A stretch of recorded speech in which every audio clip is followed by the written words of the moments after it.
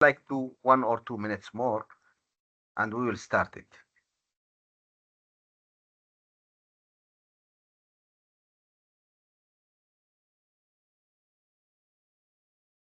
Today, our lecture basically we are going to focus on um, we will focus on the risk management. I will record also this lecture so that it can be with you. I mean, at any time you can come to it and see it as well, or I mean, study it. So, anyone can let me know what we mean by risk? What is risk? When we say risk, what do you think about it? Risk. Yes. Any one of you. So something that could have a negative outcome. Uh-huh. Something that could have a negative outcome. Something that could have active outcome. So, what the difference then between risk, for example, if I want to ask, and the attack or the threats?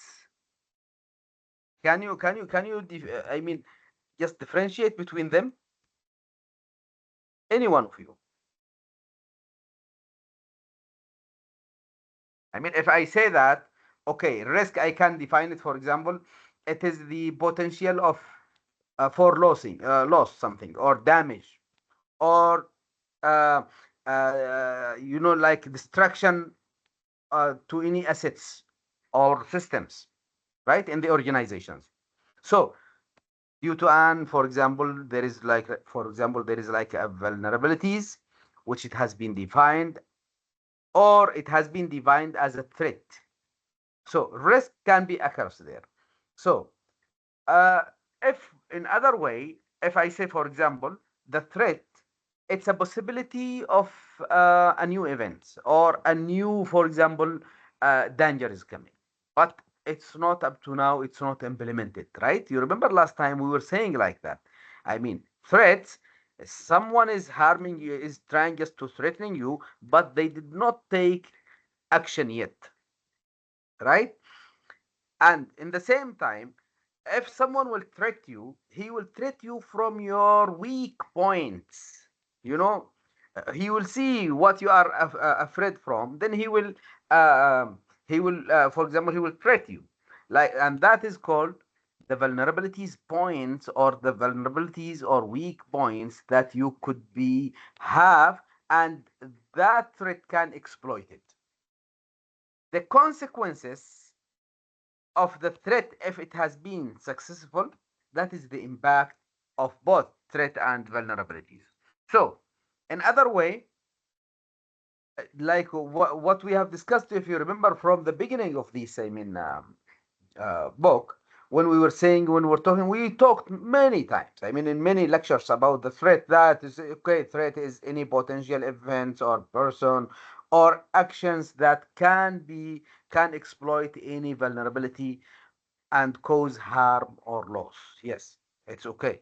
I mean, we know about it. And then we came to know different types of threats. Like that was like 14 types of attacks, of threats. Like, for example, um, anyone remember that? Like, for example, can be threats can come from human failures, right?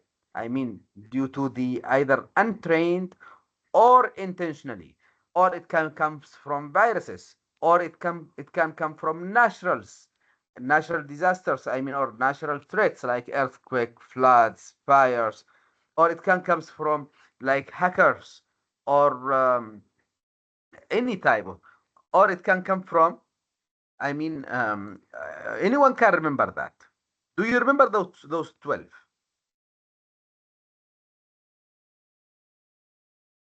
Anyone? Okay, so you have to go. I mean, this time, are you still sleeping or with me? I mean, do you remember what was the threat categories? Any one of you? There were there were viruses and worms and Trojan horses in that. Okay, that is like a software attacks, right? This was one of them.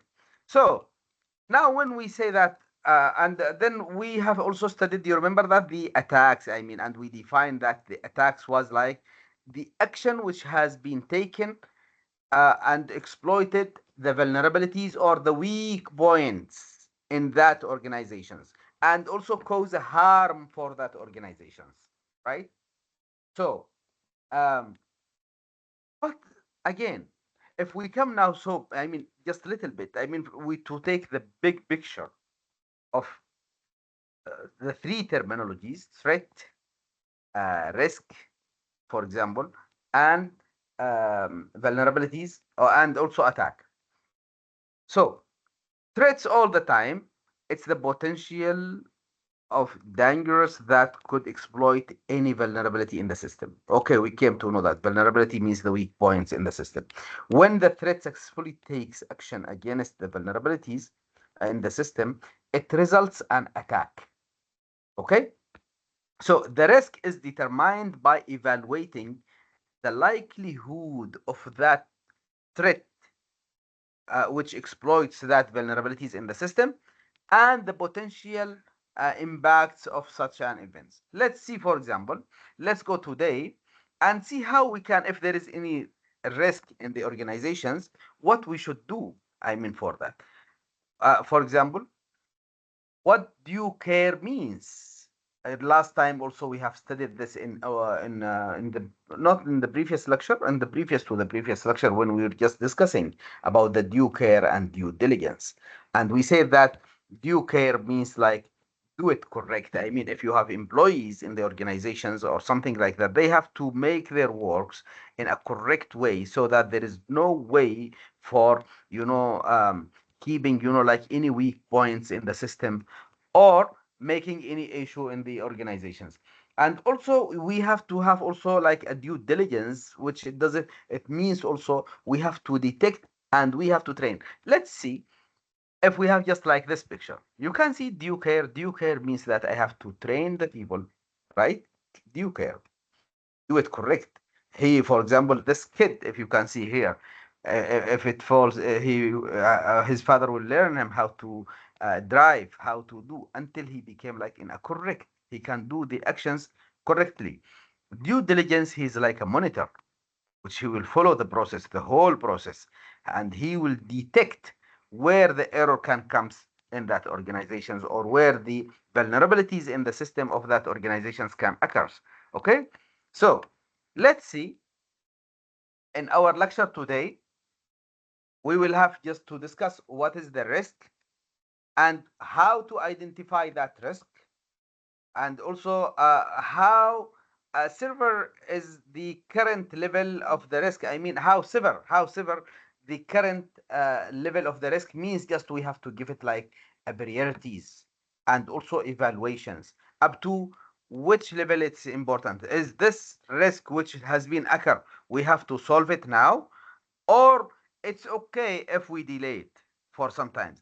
Is this risk, for example, which has been occurred now, it comes on periodically basis or it comes for the first time? If it comes on periodically basis, for example, how what we have done with this before, I mean, and how we hold this risk before and how we solve it.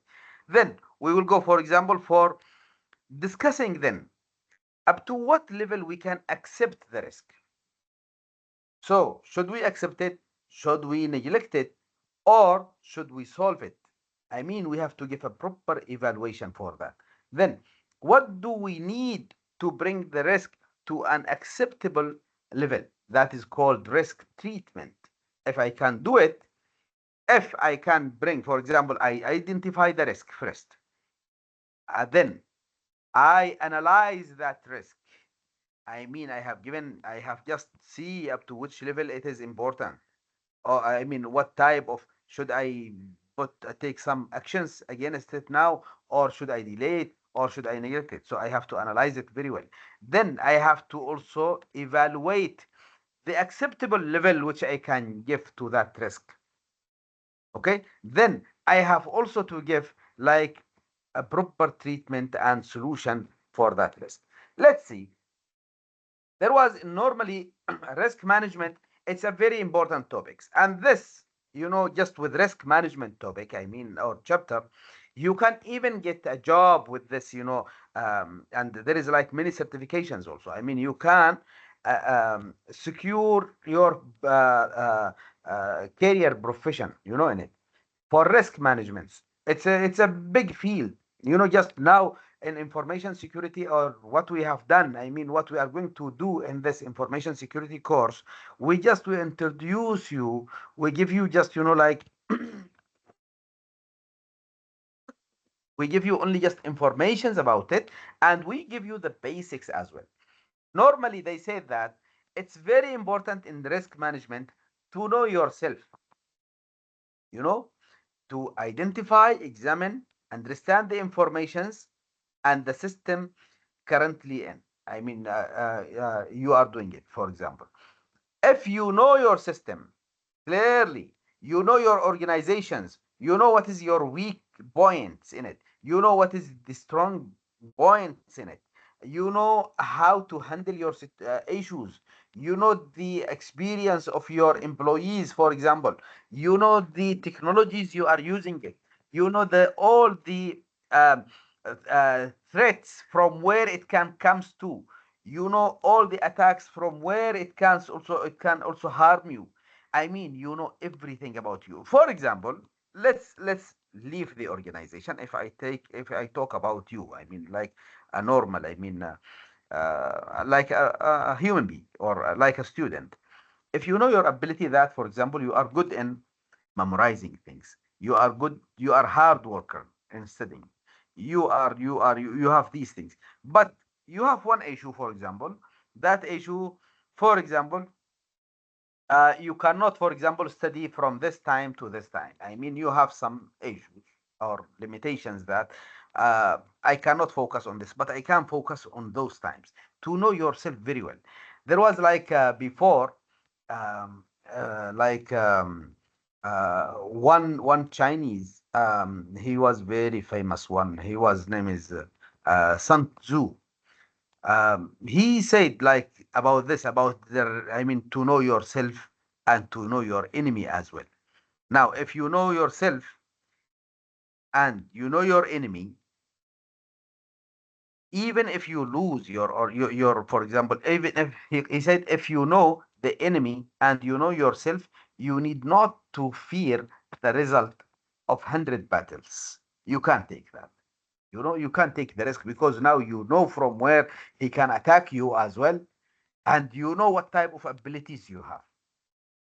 But if you know yourself, but you did not know your enemies, after for every victory you gained, for example, you will also suffer of a defeat, because you don't know about him. You just think that at any time he can attack you. You don't know about what type. You cannot predict what type of abilities he has if you don't know your enemy. Yes, I know myself that I am confident with my power or confident with my skills, but I don't know about the market. This is the same concept which the markets, which the organizations and firms, companies, they are using it in the organization. I mean, in the market. They every company they are. That's why they said it's a competition, competitors all the time. Sometimes, one company, for example, will hire one, they can buy, for example, or they can give, for example, money to another, to any person from another company, just to leaks the informations from there, just to know up to what level the people of that organizations, I mean, that organization is working, the policy of it, how much they are getting benefits, what type of products are working. If they can get these informations, so they can defeat them in the market. So it's very important that to know yourself and your enemy as well. Because if you know them, as for example, according to Sun Tzu, if you know them, you are not worried about, okay, if I lose now, I know that I will win next time. I mean, you are not fearing from any result of any battle or any competitions you are. In the same time, If you know, for example, if you don't know your enemy and you don't know yourself, you will lose and you will surround in every battle. And this is the biggest, issue. For example, if you want to open a market and you don't know for what purpose, you don't know how to use it, you don't know this, you don't know that. I mean, and you don't know also who is your competitors in the market as well. So you are again facing the same issue that maybe you are in a low, in a lose um, fighting or battle. Let's say, let's say today we will talk when we talk about risk management, we will focus on three things: how to identify that risk, how to assess that risk, how to control that risk. These three, which is the, you can say, the main points of risk management. So for risk identification, for example, how to know your assets. You have to see that. I mean, what type of assets you have. Anyone can tell me what we were meaning by these assets? Anyone? What we were meaning by assets in the organization? Yes. Any one of you? How to make inventory for the assets? Or what assets we have, basically? Yes. Anyone? I think you are not here. Are you there? Hello? Yes, sir, we are Sakina? there. You are available? Yes, sir, I'm Yes, here. sir. Okay, so what type of assets we have? For example, just think about the assets of the university. Don't go anywhere. What type of assets we have in the university? What's the assets of the university? Anyone can tell. You are one of the assets as a student. Faculties, teaching, also it's one of the assets. Infrastructures are the assets. The system are the assets in the in the university, for example. Everything related to that campus, which it helps in the education. For example, in university, as they are focusing on education, anything it's available in the university, it has a meaning, and it means that this asset is valuable. Either it is lab, it's a teacher, student, or management, or whatever it is. You got the point? Even the bus transportations are also the assets.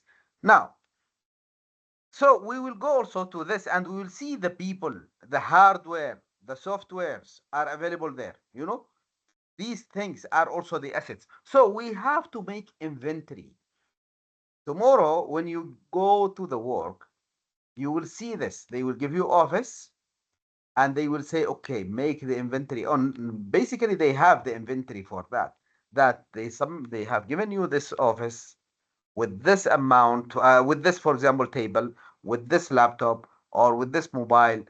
This table, for example, it's in this shape, this color. I mean, it's priced like this. After sometimes, after 1 year, it will lose, like, for example, 10% or 20% of its value because if it became like more older. And they will give you they will give you office and with all details about it, not only in your office, in whole organization with serial number even for the chair which you are going to sit on it. you know so these things you have to know about the hardwares, about the people, about the softwares, about the technologies. We will come to explain that. Then we have to classify and prioritize those assets. Let's see, for example, let's go ahead. If, for example, if I say that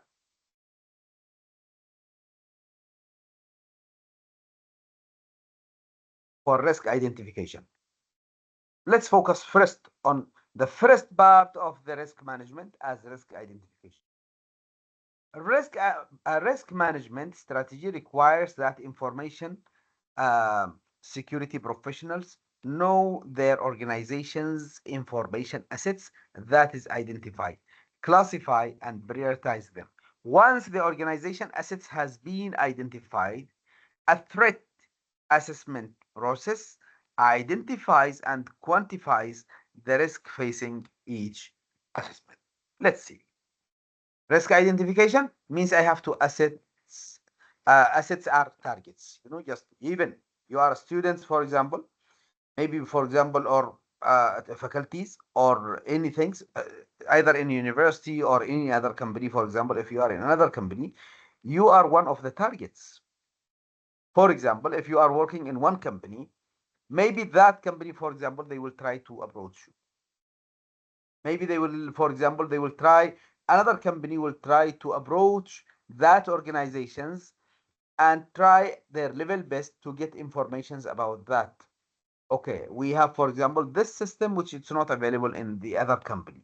They will try to get that in any way or meaning. For example, assets, when we say that it's a target, everything available in the organizations, it can be a threat if there is no clear policy and information security policy, basically, to secure the things. So it can be, again, a target of various threats and threat agents. What we mean by threat and threat agents? Threats, okay, it's clear that, okay, the threats which will attack you. Threat agents, for example, those who are going, for example, to, you know, to buy, for example, something, I mean, like, or pay you, for example, to get you to this organization. We will explain all these points in detail as well. Just as we are focusing today on, we will not complete today all the topics. No, no, we have two lectures, right? Two lectures, consecutive two lectures. Yeah, we'll complete it. We will complete the risk management. So, risk management process, again, of identifying and controlling that risk facing on the organization. So, when I say identifications, I know I have in my mind that my assets, I have to identify them very well. I have to control them very well. And I know that these assets are going to be a target for different threats. And also they are facing different, for example, um, risks in the organizations. So again, risk identification begins with identifying organizations' assets and their values. Let's see this one, for example, here.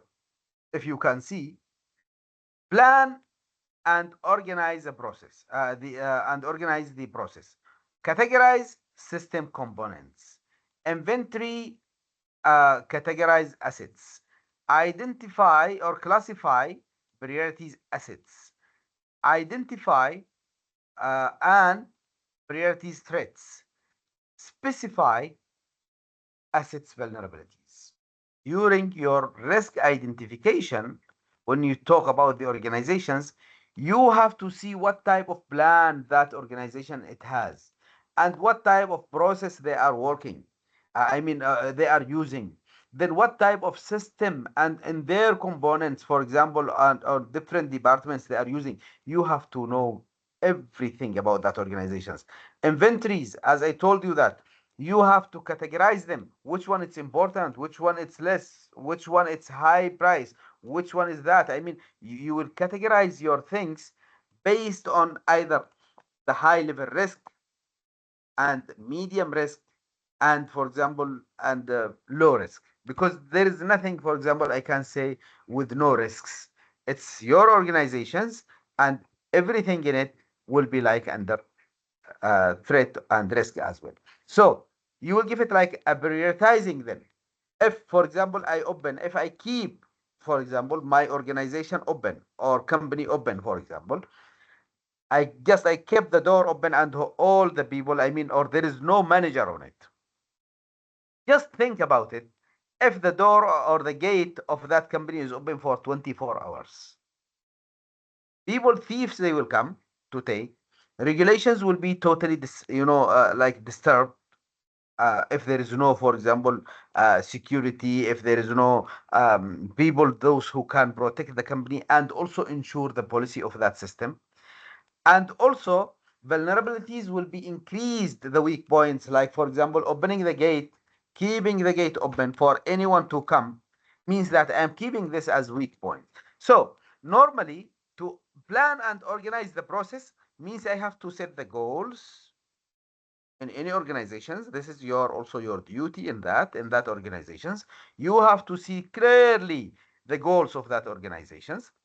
You have to gather all the informations about every and each point and assets in that organizations. So you can have then the analysis of that data which you have collected. You will analyze it.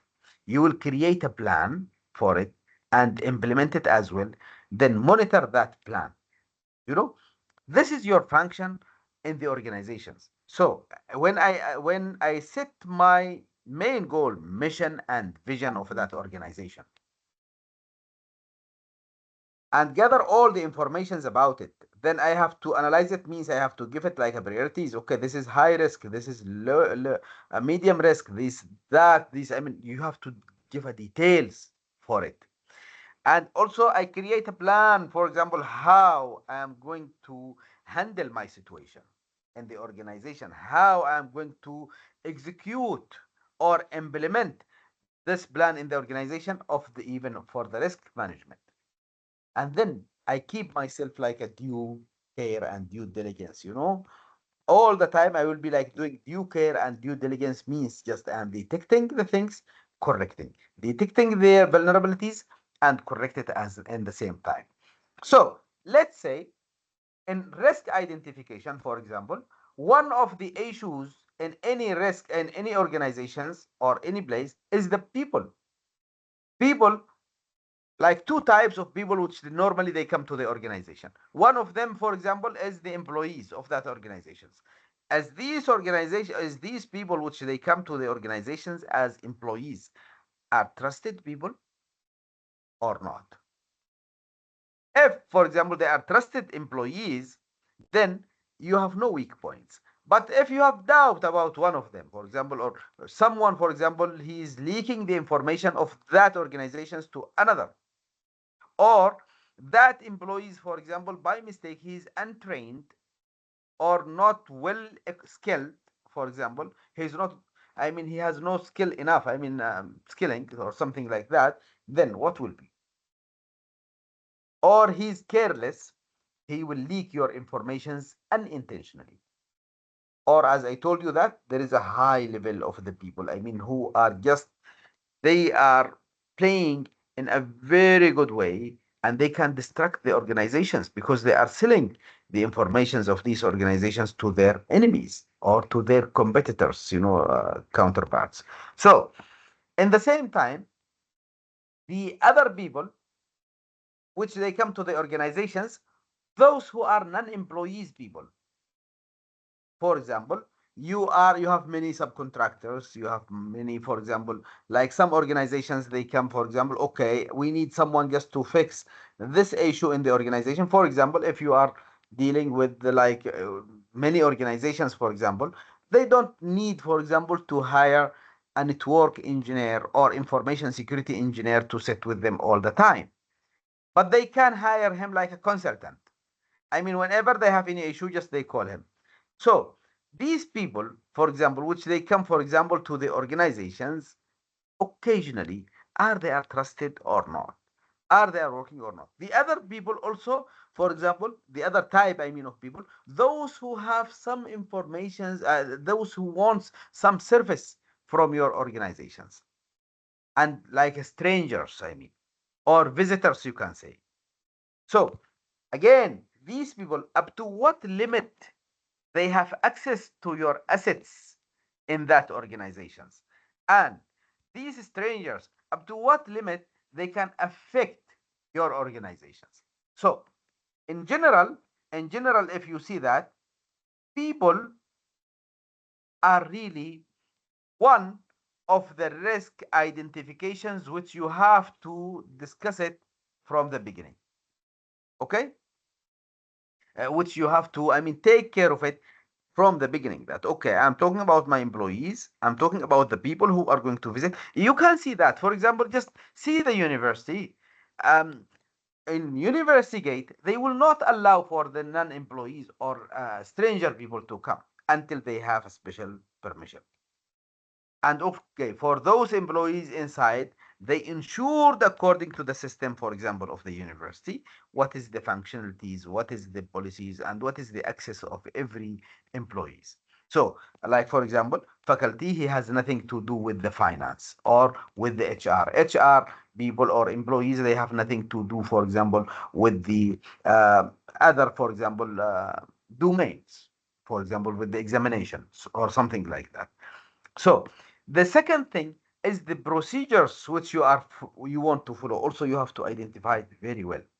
As IT, in IT and business standard procedures, you have to see what type of protocols you are going to use in the organizations, what type of technologies you are using there, what type of policy you are using, governance system which is used there. You have to be very careful about the ITs, about the softwares, about all these informations which are available there. So the third one is the data of that organizations.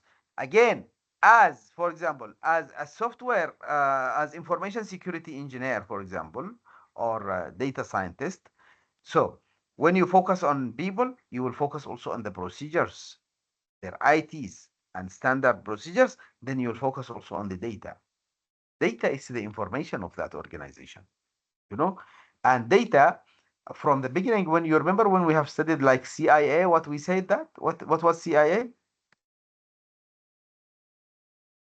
What was CIA? The Anyone? confidentiality, integrity, and Okay. Again, say it, please. the confidentiality, integrity, and availability. Okay. Anyone also? Anyone can share what we mean then by this transmission, processing, and storage, and what's the relation between CIA and transmission, processing, and storage? Osman is available.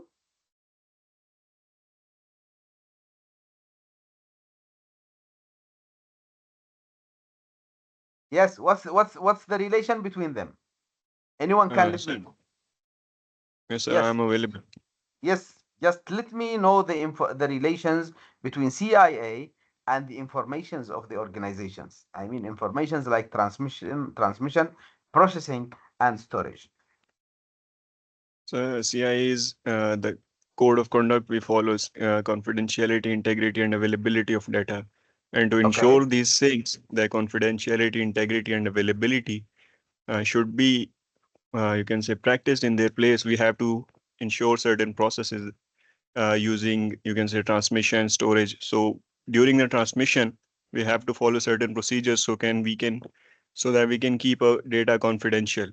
And So like for example, if I ask another way, which comes first in the organizations?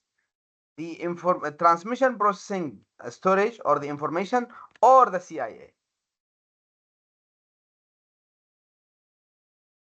can you kindly simplify the question? Yes, which comes first in the organizations. And now, for example, today I have organization. Which one it comes first?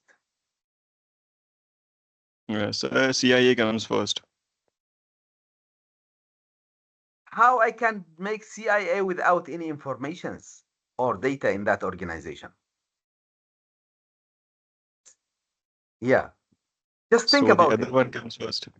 Yeah, I mean, normally in any organizations, I should have my data first, my informations. I mean, okay, I have my employees, I have the procedures which I'm going, for example, to use.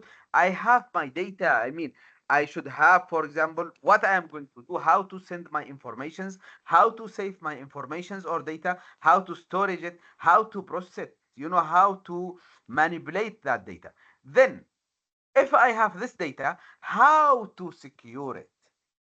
How to secure it means how to use or implement a CIA to keep my data, to ensure that my data is, confidential. Also, it has integrity, and also its availability at any time and accessibility for the people.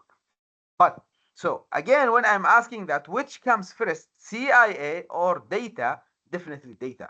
Data comes in the organization first, then how to save that data by using CIA policies and other policies.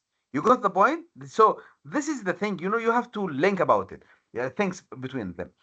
And also there was like, if you remember again, if we go back to the CIA, um, lecture, we use, yes, we will use CIA to save, or we will use CIA basically to secure our transmission, processing, and storage. Means that to secure our informations or to secure our data, right? And these things, the CIA can be used through a proper policy. I mean, like measurements, there is like policy, measurements, rules, and regulations also to follow. So that if you go back to the Mackenber, for example, of CIA or of the information security, you will find there the relations between these three. And all the time, just what I was telling you, um, like CIA means like the, like the security, the security informations, or the basically the softwares, the data. You can, no, I cannot call it a data because I have a data here. It's the policy to secure my data, basically. So I have to keep it in my mind. I mean, to link between these three: CIA, like data or CIA, and data or information transmission, processing, storage, and also between them, and also the policies which I'm going to, how I'm going to implement this CIA on the data. The third one also I have to identify. So if you can see that I have, up to now, for identifications, I have to identify my people, who is coming and going, and who is coming to the organizations, who is the employees, how they are working, how they are behaving. I mean, the also the strangers, the visitors, and what is the limitations or the limits basically of these visitors, and also how to secure that my employees, they are trusted people. Second thing, I have to see the procedures. I will do implement any procedures for them according to the IT and business standards procedures which they are available in the market. We will see also that, and we will define it when we go back. I mean, when we study further, how to allow, for example, imagine that you are in a hospital, you have to give a nursing, for example, um, accessibility to some, points, like based on the jobs, for example, like access control limits, or lines. So I have to give, for example, access also for the physicians or doctors. I have to give access for the patients, but no one can read the informations, for example, of the others. I mean, how to keep the information confidential by using different ITs and procedures are available there. Then I will use also in the organization, I have to identify what type of softwares I have, like the applications, any type of application. Anyone can give me some applications, software applications, it can be used in the organizations. Yes, Osman, Osman, you will be with me today. Yes, sir, I am with you. So in software, what type of software applications can be available in any organization? Sir, utility softwares, security softwares, multiple softwares we can use in the organization. For example, we have to use uh, multiple utility software which will help our users to, Like you can what? say, For example, in a simple way, like this, for example, software which you are using it now. like PowerPoints, for example, Microsoft's. These are softwares which are available. As these softwares, I mean, as a security information officer, for example, when I go there, I will identify what type of software applications they are using. Then, like for example, what type of as I told you, is this for example, this for example Microsoft Office or whatever, or Teams or Zooms or whatever they are activated, they ensure the smoothly of the work in that organizations or not, and they are secured or not. What is the weak points? If for example I will not bring for example the unpaid, if I bring for example unpaid version, what is the risk or the weak points or the vulnerabilities in the system?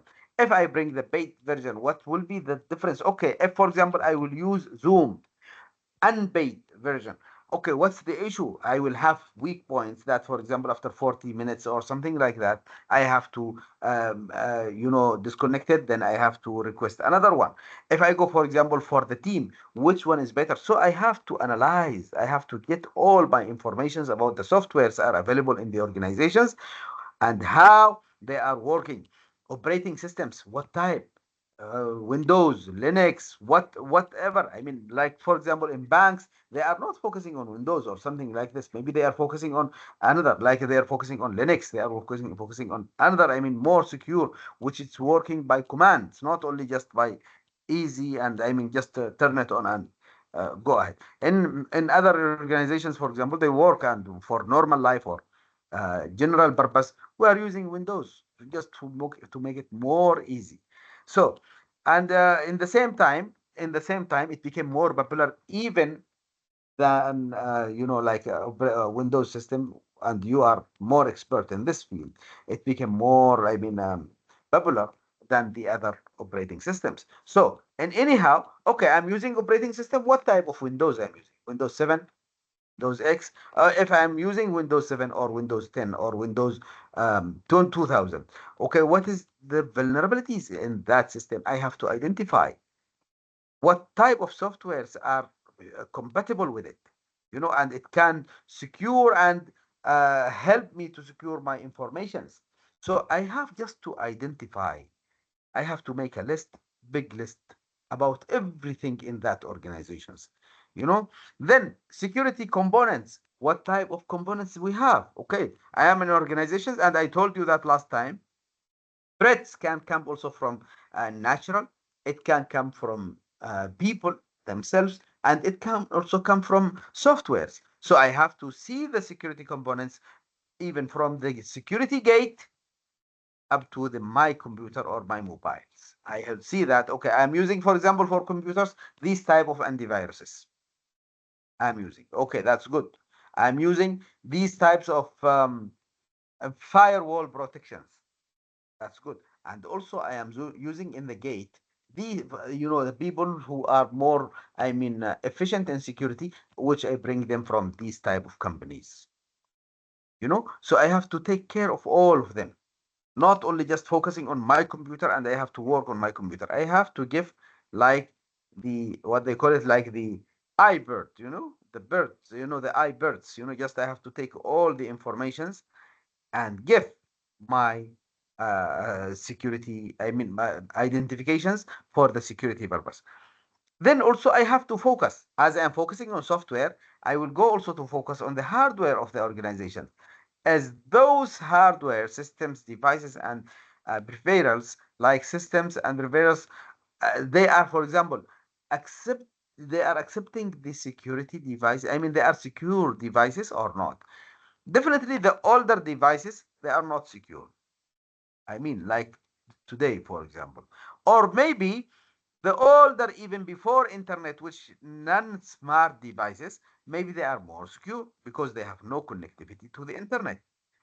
But as you are working on the internet, I mean, like in networking components, for example, and you are connected also to the internet, so you have to use DMZ or any other firewalls. It's a type of firewalls which can be used to, like double firewalls or third firewalls. We will study also about these DMZ firewalls in future. So what type of also again of firewalls you are using? what type of softwares you are using, what type, these just when we focus on one thing that is called the risk identification in that organization. Okay, now let's see people. Okay, now it has been explained. It has been explained these things. Look, for example, you are in the organization, and in general, definitely in general organizations, you are not taking care. It doesn't matter with you. You know, maybe you are at office. All these documents are available if you see here in your tables everywhere, right? So if someone comes to your office, he might read some of these informations. It's simply he can read some of these informations, you know. So in general, I mean, for general works, maybe secretaries and these things, it doesn't. Okay, it's a privacy as well, but not like a military, I mean, site, which you cannot find anything, or security, I mean, agencies. But in all cases, the informations which has been spread here, maybe you think that it's a daily works, or maybe you think that it's like a documents which it became rough documents which you will cut it, but it's very valuable for the competence, for the other competence in the organizations. Now, information assets valuations, you know, you have to make value for each information which you have counted there. Like, for example, you will make like questions, which will help you to give like a criteria for assessing the values of this. For example, is you will just give which information assets is most critical to the organization's success, and you will also generate the most revenue or profitability of such projects. If you have, for example, different type of projects in the organizations, or you have different type of devices or employees or whatever, which one giving you more profit than the others? So for example, if you have in this organization old, for example, old hardware which cannot be used, or less projects which gives you, for example, loss of money. So in this case, it's very simple that it doesn't, you don't care about it, but you will take care about the most important project which allows you to run and keep running this, organizations by giving you more profits. Okay, also you will focus about the assets would be the most embarrassing, like some informations, if it comes out from that organizations, it might cause issues for you, um there is many, it's available many, I mean, many stories about this. You can just write, for example, embarrassing of the CEO of this company, for example, or something like that. You will find, like, for example, if there is any like some files which related to harassment or something like that in the organizations, or some files which, for example, you have in your organization a person who is working, for example, you make him like like a spy to work in other organizations, or you buy, for example, any other person from any other organizations, but unfortunately the other organizations came to know about that. They have one person, he's a spy for this organization, for your organization. They will come, they will say, okay, we, for example, we dismiss this person after we came to know he's related to that organizations with this type of evidence. They will make you an embarrassment. And the same time as the hidden files in any organizations, they have hidden files, like harassment files or something like this. If one of them comes out to the media or to the public, it became also embarrassment for that organizations. So you have all the time when you are doing, if we go back, for example, to here, when we are classifying and prioritizing the assets, and also making the inventories for them, let's see, for example, just to link you with this one here, when we come for classifying and prioritizing the assets here, we know we came to know about the identify, and then we'll go ahead. I mean, just to discuss also these the remaining things, and when we came for making the priorities for the assets, then we will go again to make priorities for the threats, from where it comes and what type of threat is available there. Now, let's see. Information assets priorities. We have to create a weightage. We have, for example, to say, okay, this project has this number. It's one, for example, 100% or 90%. It's important. No, this one, it has the other project, for example, it has like 50%. The other one, it has, for example, 10%. The other one, it has 1%. So we have to create a weightage for each category based on the answers of those questions, which we have done it here. Which one is more success in the organization? Which one gives more profit? And which one is most expensive? And which one can give us like embarrassing in these systems in the organizations. And for each question of this, I have to give, for example, if I give this, for example, this is 50%, for example, or yes, I can say, for example, and this one, for example, I have to give it, for example, like 30%, for example, or something like this. And this one, for example, I have to give it like, for example, 10%. I mean, something like that. Or I have to give it, for example, like 20%. You can say. And maybe for this one, I have to give 10. Maybe. I mean, like it depends upon that organizations, what they are looking for, right? So I have to give a weightage for each one of these questions and calculate the relative importance for each assets by using the weightage factor analysis. Then we will list the assets which I have it in order of importance using the weightage factor analysis sheet. Like, for example, like this one. Okay, I will say, for example, I have this one. For example, this criterion weight, which I will give it like these types of criteria. For example, I will say criteria number one, I'm interested about the revenue. Criteria number two, I'm interested about the profit. Criteria number three, I am interested about the image. Public image means that I am taking care also of the embarrassments, of the organizations, and also for the outreach as well. Let's say, for example, if I have now these documents in my organization, or these files, or which I am working, or these assets which I have been identified in the organizations, I will say, okay, EDI documents, for example, I will give this 8%, 9%, 7%, 5%. So the total will be 55%. Okay. 75%. If I come, for example, for customer order via SSL, this one, I will say, okay, for profit, I can give it 100%. See, one means 100.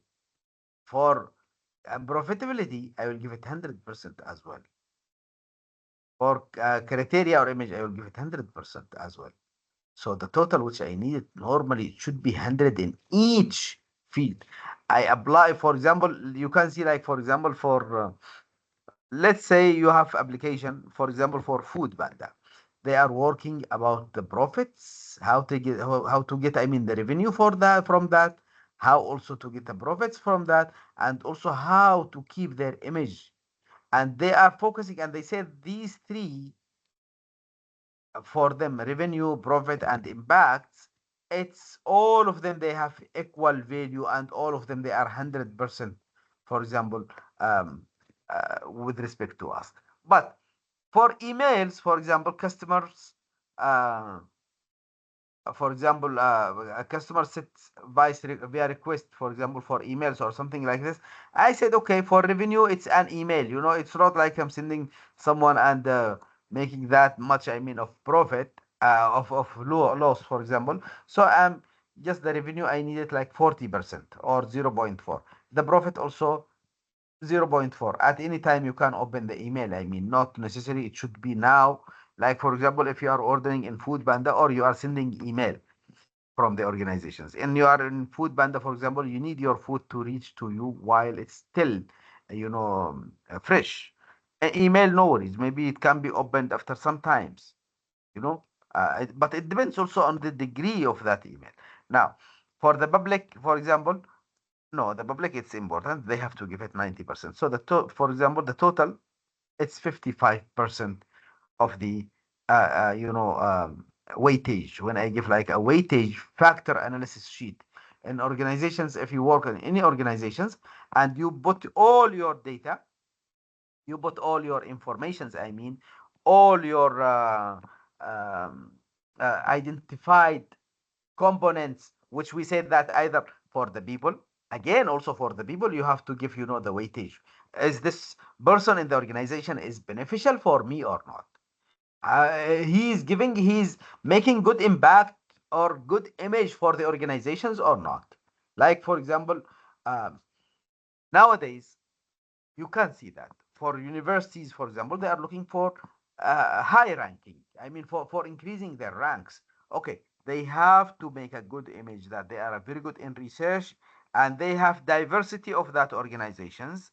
I mean, they have also, like, for example, they will say like, we are focusing on this, we are number one, and also we have like international faculties in the organizations, maybe to increase also the ranks. I mean, they focus also on the professorships, how many professors they have. Just and they put it in their websites. They put these informations. Why the people then they have to make these? I mean, the websites, or they have to go for the media, just to increase also their public image, and reputations, which again definitely will lead for high skilled people to join these organizations and high talented students to join, for example, these organizations or university. So let's say, for example, you will use these types of, sheets in the organizations.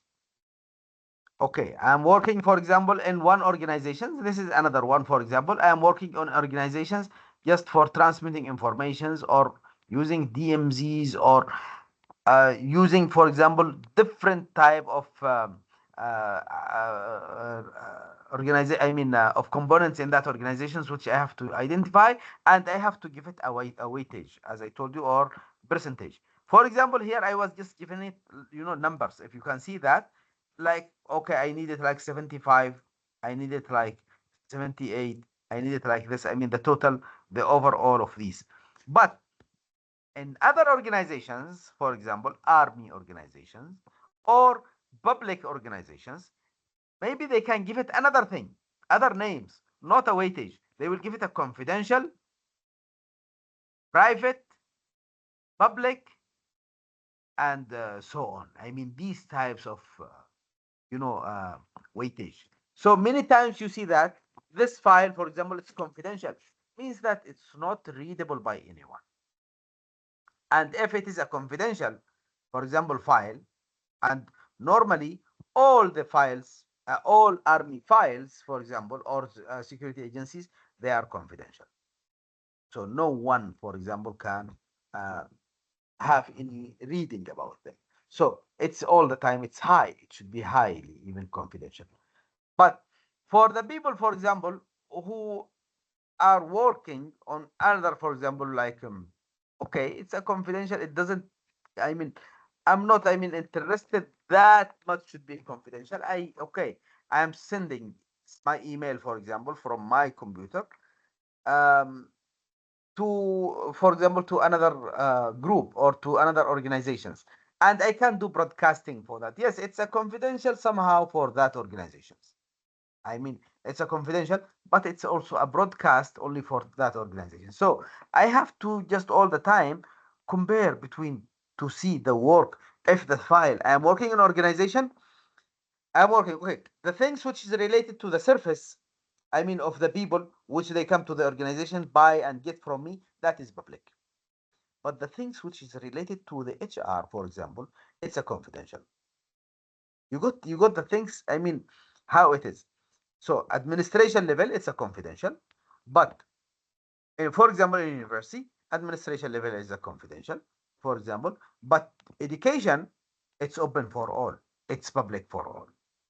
So, and we have to see again, if we give it like this, for example, when I give it like a classified, either it's confidential or private or public or something, I have also to give the profit for that. I told you it's a highly confidential, or sometimes it's a critical confidential. It's critical, for example, public or critical, um, even private. I mean, it's okay, it's a public informations, but I am thinking that maybe if I did not make it, I mean, I did not make this news as a public, it will be problem for me. That's why I have to spread that news, for example, about the organizations. So it's public, and I have to do it as well. I mean, to get more profit of it. This profit can be like, again, about the image or about attracting people or something like that. Or it's private and critical, like what we say that it is embarrassments. It's private, and in the same time, it's very critical if this comes out, this private uh, file comes out. Now, threat identification.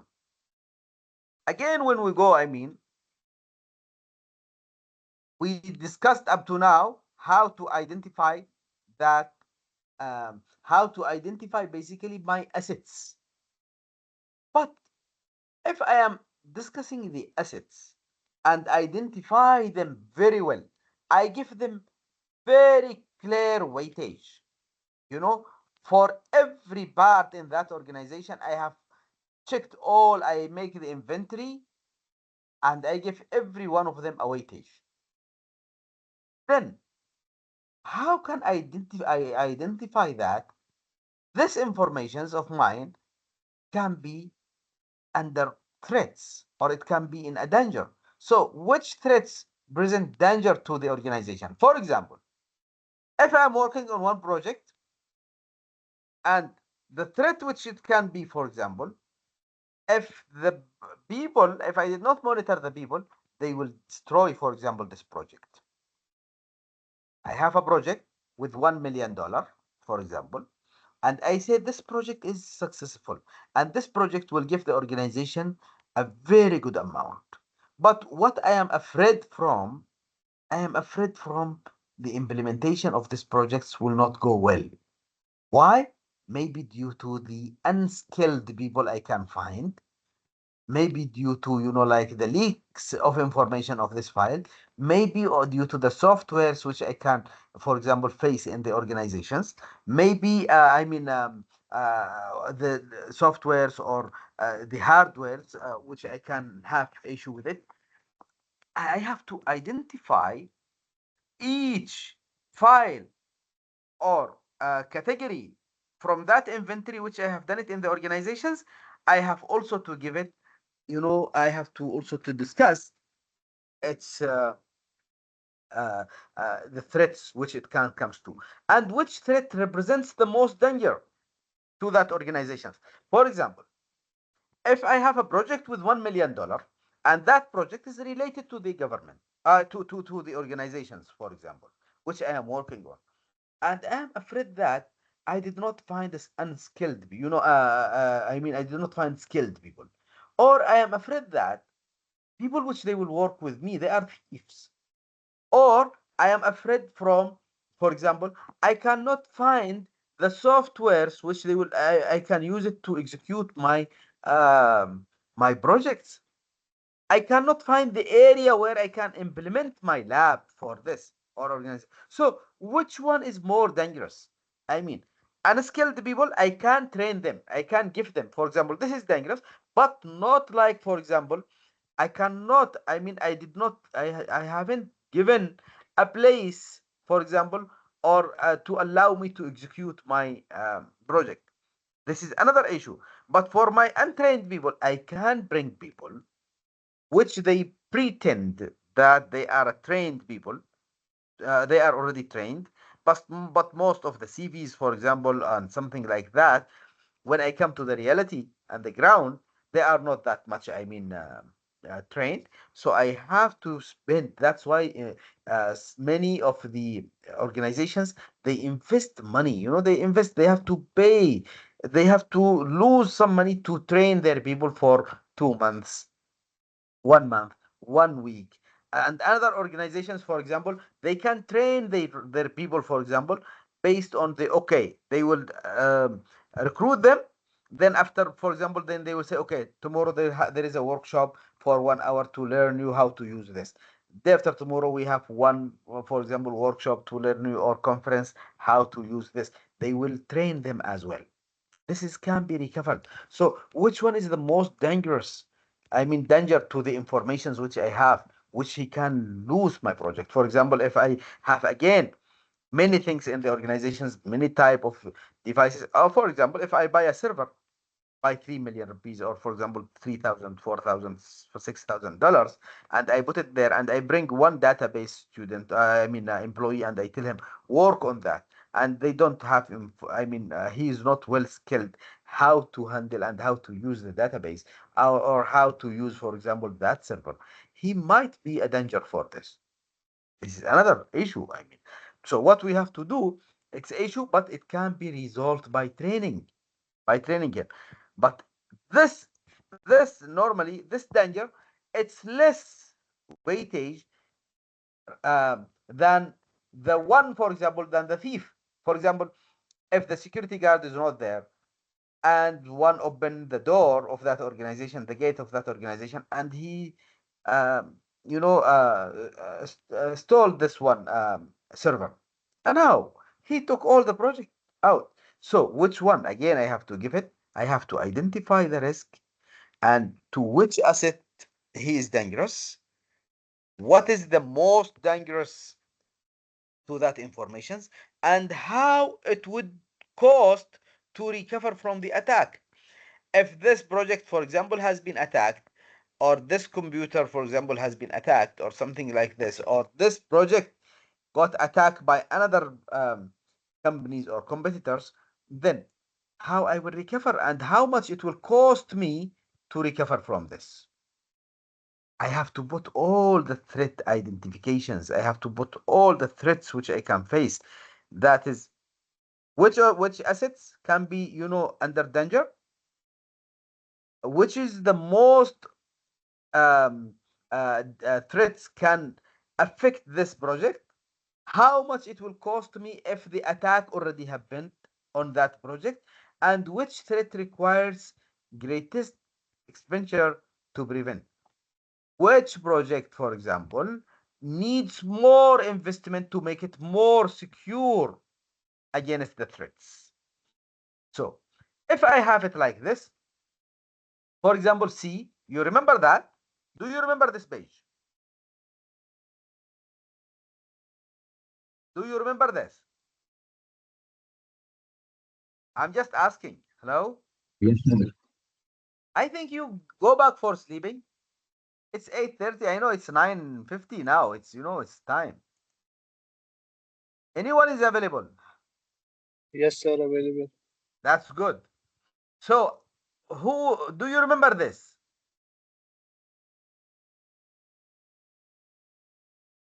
Where is Sakina? Where is Hashim? All of them are Yes, sir. sleeping. Yes.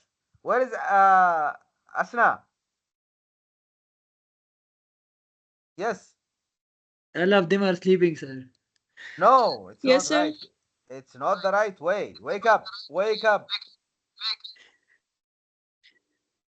Hello? Yes, Yes, sir. sir. Yes. What happened to you? What's this? I mean, who will explain to me this slide? Yes, Chayan, who will explain this? I can, but I will let them do it. Muhammad Saad. Yes, sir. Yes, sir. who will do this? Who will explain this? What's this? Oh my God. Sir, these Oh are the my So form God. of they, threats to an Th- organization. this what? so these The are the form of common threats threat to an to. organization. Sorry? This is what? So they are saying common threats to organization. Yeah, so this is the threats to the organizations, right? So this is the categories of threats. Do you remember? Do you remember Yes, that or sir. not? Yes, sir. 2 weeks ago, sir, we have Not two studied weeks this, sir. ago, 1 month ago, Last, yes, almost 2 or 3 weeks, sir. 2 weeks ago. I mean, it's not that much. I mean, it's just it's fresh. But okay. So I will call you name by name. I will see who is available or not. No, you don't think so that you are away from me today. I am with you. Like I have to just bring you to the uh, attention. Okay. So if you are, for example, again here when we said about threat identifications, I will identify my threats in the organizations again based on the which one is more dangerous to that assets, which okay, where the threats basically it occurs to which assets, and how much the degree of that threats in that organizations, what it will cost me, for example, if I recover from that attacks, and how much it will cost me to save or to keep my assets away, I mean, from this threats. Okay, and how much also it will cost me if for example, I have to spend, yes, to save my assets from these threats, to keep my assets away from these threats. So means that whenever I do all these here, these points here, or these questions, 1, 2, 3, 4, I have also to keep in my mind here what type of threats are basically there in the organization happen. So I will see if that it's like due to, for example, to the information extortions, or due to the human error or failures, or due to sabotage or vandalisms, or software attacks, or whatever it is, or due to the thefts. So I have to keep it in my mind during my threat identification analysis in the organizations. You got the points now? Have you linked the things? Yes, sir. Okay, now let's go back here again for our previous slide.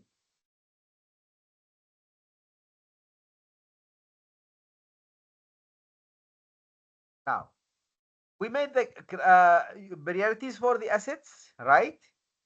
And also we came to know the identifications and priorities of that threats. Let's see how we can go far for risk assessments. We identify the vulnerabilities between the um, threats and assets, and also identify and quantify the assets, or the assets exposures. Let's go for this.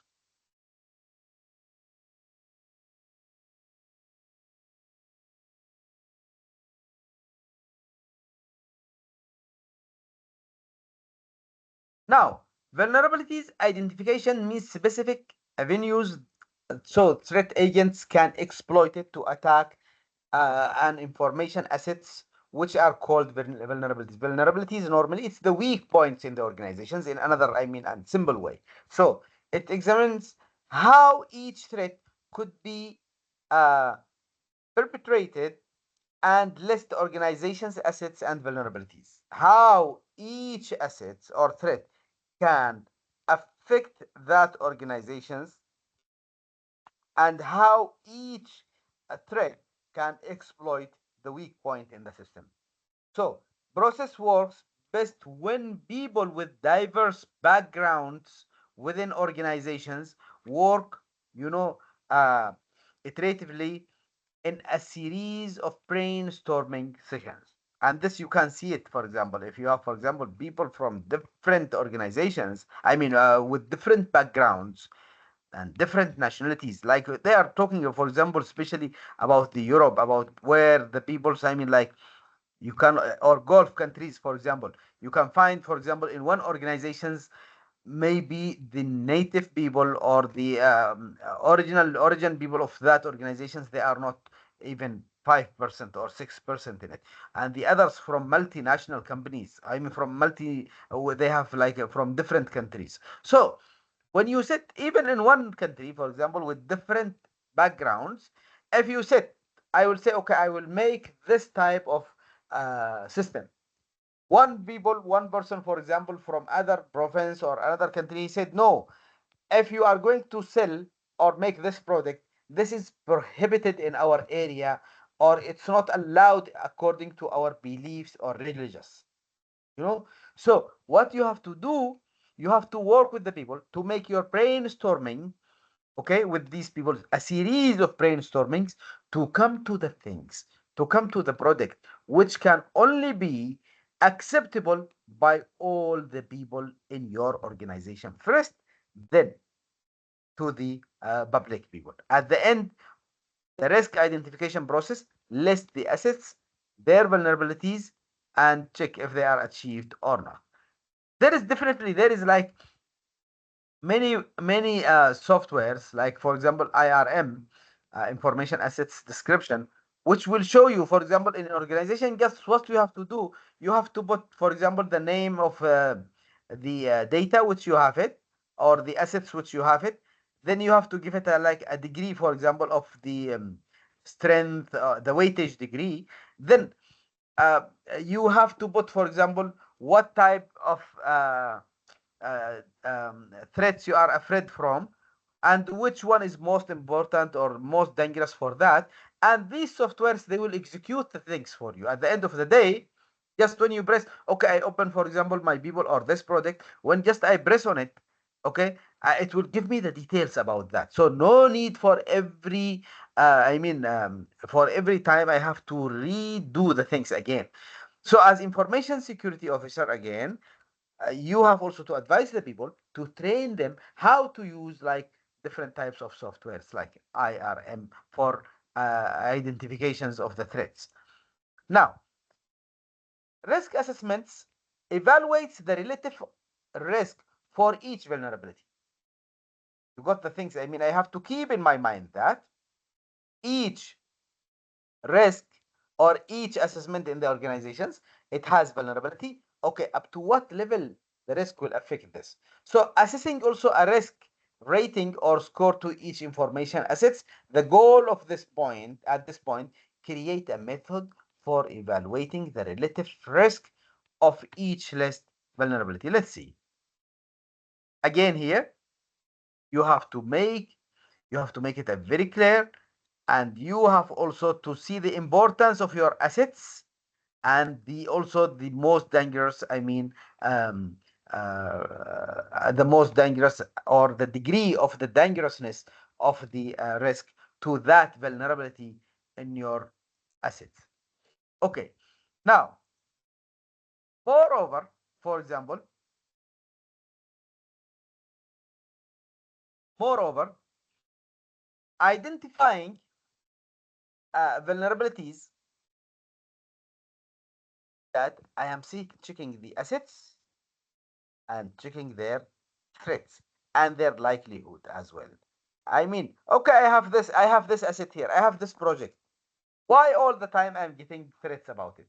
For example, why every month I get this type of virus to come to my computer? Means that I have a problem of firewall. So I have to change, for example, I have to use another policy to change the software, for example, or the antivirus which I am using it. So the probability, now here just focus with me, the probability that a specific vulnerability will be the object of a successful attack. So I will assign numeric value. That numeric value between 0.1, okay, there is, for example, there is no attack, or less, for example, attack in that organization for that vulnerability.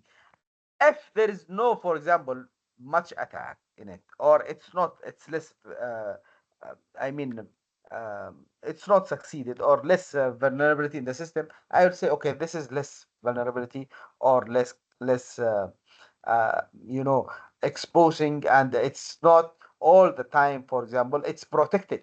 This asset which I have it here, it's protected basically. But if, for example, if the attack assign numeric values, number between 0.1 low and 1, which means high, or a number 1 between 1 and 100%, by giving this one, the probability that a specific vulnerability will be object to successful attack. Either it is low, which is 1%, or 10% or something, or it is high, which is 100%. Okay?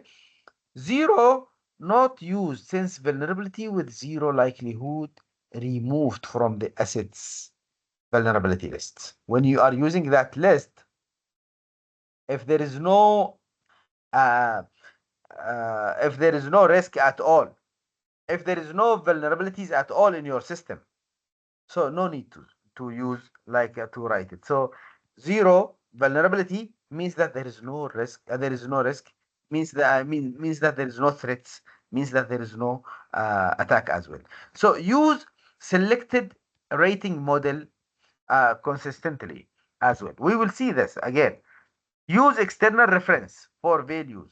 For example, I would say, okay, last year or last month, I have this um, reading with me, and I was not, subjected to any attacks or vulnerabilities or threats in the system. Why now it happens? So normally I have to compare myself. I have not to compare also with my previous data. I have to compare with others, with other companies, with other organizations. I have to see, where is the issue exactly? Use external references for values that have been reviewed, adjusted to your circumstances, for your circumstances. Let's see simply just how to determine the risk. For this purpose of relative risk estimates, which is equal likelihood of vulnerability occurrence, how much it occurs in the system, how many times, I will multiply it by the value of the impact times value or the cost of that to the impacts.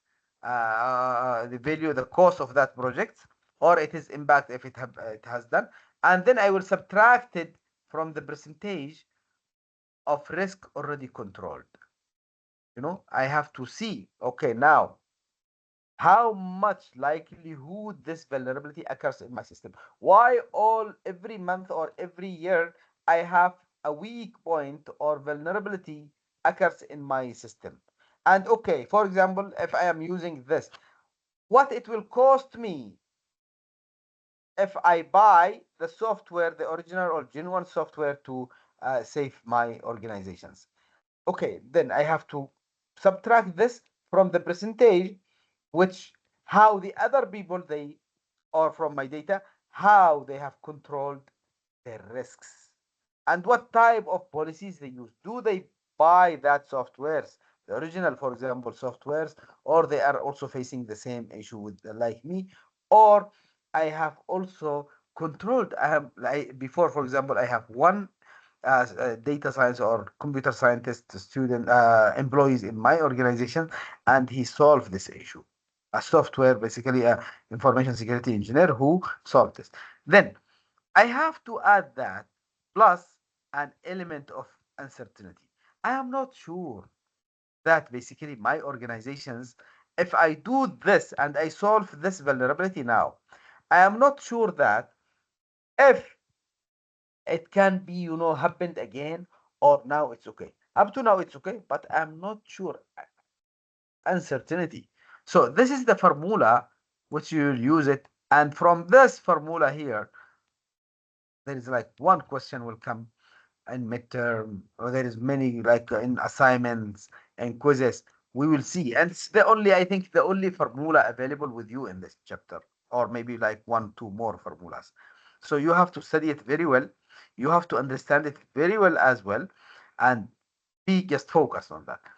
So let's say identify possible controls for each threat and associated vulnerabilities that have residual risk. Create preliminary list of control ideas. How I will control? Should I change my policies basically, or should I change my programs? If this program all the time, or this project for example all the time causing for me issues, why I not for example modify it or change it or make it like under any other categories, or should I use different technologies to have this? So residual risk is the risk that remains to information assets even after existing control have been applied.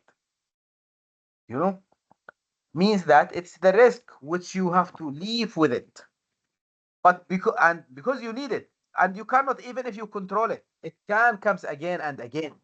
You know, it can be also again dangerous for you. So there are three general categories to control these: policies, programs, and technologies, as just I have explained now. So I have done that. I have done the risk analysis. You can I hear me? have done. Hello, Muhammad. He- Muhammad Saad. Yes, sir. Okay. Yeah, be with me. What we were discussing. So sorry, I was not listening to you because I have to talk with the family member. Okay, no worries, no worries. Just focus with me, Right, because I sir. will ask you. I will ask you after 2 minutes. Right, sir. Okay. Yes, sir. So then now see here, if you can see from the from this slide, from from the risk assessments. In risk assessments, basically, as we say that we have to give again rating to each risk. We have to use as such, I mean, of values. We have to give, for example, we will check that risk is higher or lower in the organizations. We will use also such formulas to calculate that risk, to determine what type of risk we have and how much it will cost us as well.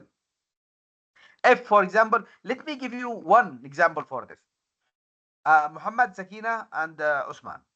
If, for example, you are in organizations, they call you as a software as a information security officer. I'm asking you, okay? If they get, for example, they said we have this organizations and we want to keep it, I mean, under protection. I mean, we have to secure it. Should we install cameras or should we hire a security guard? Which one you will select?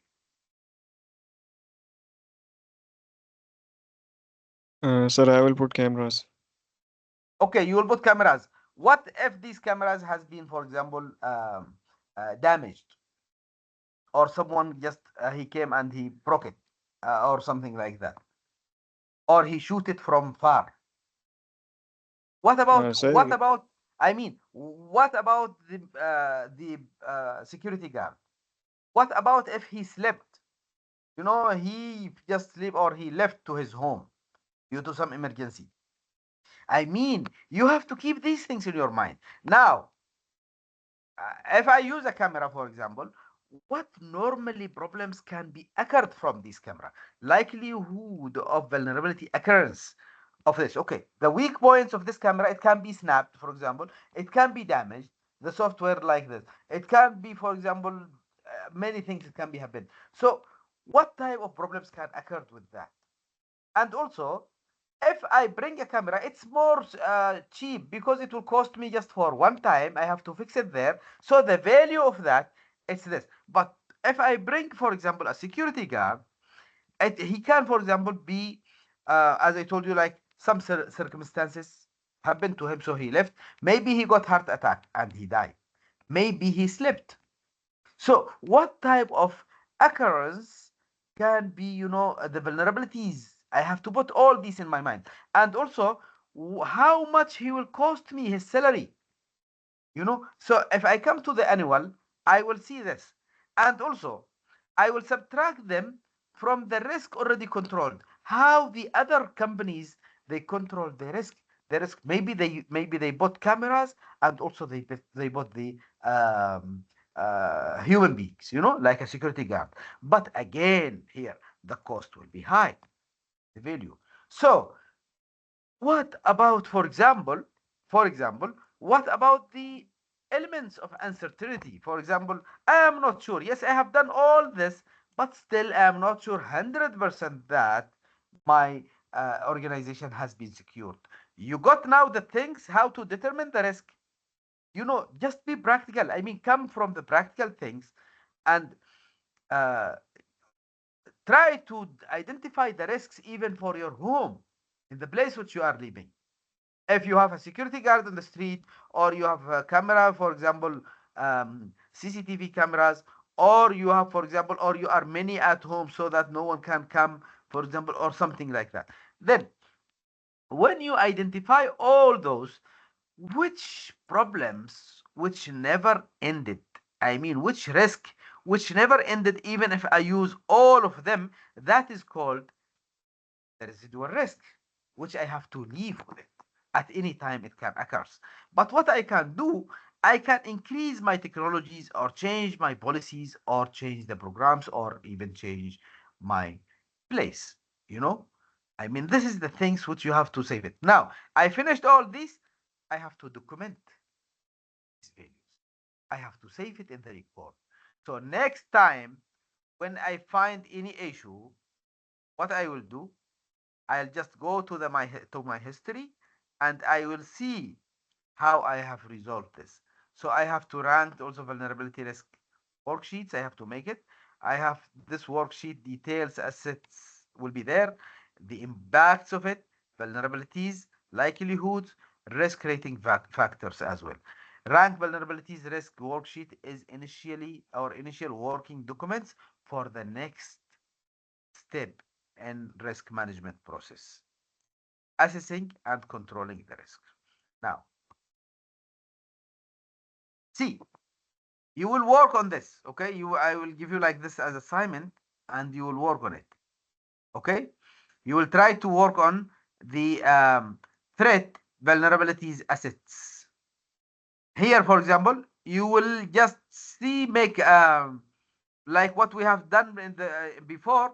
We said that for the identifications we have to discuss basically to see what type of assets we have at home, or I mean at the organizations. We have to make the assets clear, which we have it. Then we have to make the threats for us. I mean, here, look, if you see here, these are the assets.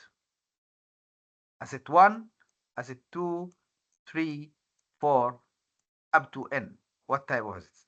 Threats. I have to make this, for example, threat 1, threat 2, threat 3, and up to, and so on. I will say that, for example, if this asset has been has been, for example, attacked or has been subjected to threat 1, then it is more dangerous. It became high. But if it has been, for example, threatened by threat number, for example, say here, for example, 7. Oh, this is not important. I mean, it's nothing. It will not affect.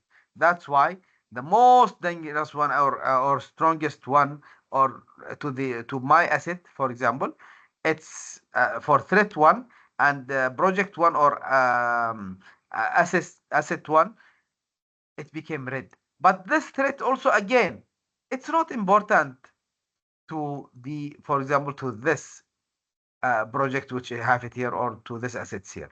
So that's why, for example, they are red. I mean the degree of that.